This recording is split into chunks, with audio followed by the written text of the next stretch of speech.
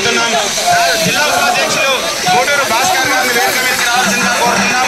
అదేవిధంగా కౌన్సిలర్ నారాజ్ గారిని వేదిక మీదకి రావాల్సిందిగా కోరుతున్నాం.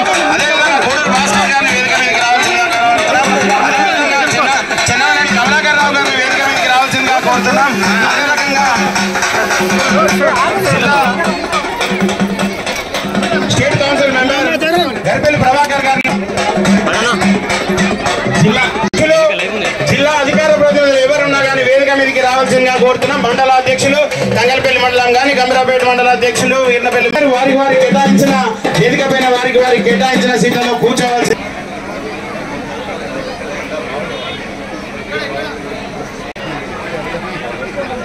సిరిసిల్ల మహిళా మోర్చా అధ్యక్షులకు అన్నం కూడా రాదన్న విషయాన్ని మిగతా సమావేశాల్లో చెప్తున్నారు. మరి ఎవరైతే ఇక్కడ ఈ శాసనసభ్యులు నాస్తికుడు ఉన్నాడో ఆ సిరిసిల్ల నియోజకవర్గం యొక్క చీర్లవంచ గ్రామంలో అదే రకంగా ఉన్నాడు ఒక మంత్రి. మనకు ఏమన్నంటే బండి సంజయ్ గారిని విమర్శించుడు తప్ప ఏమీ తెలియదు. కరీంనగర్ లో గెలువ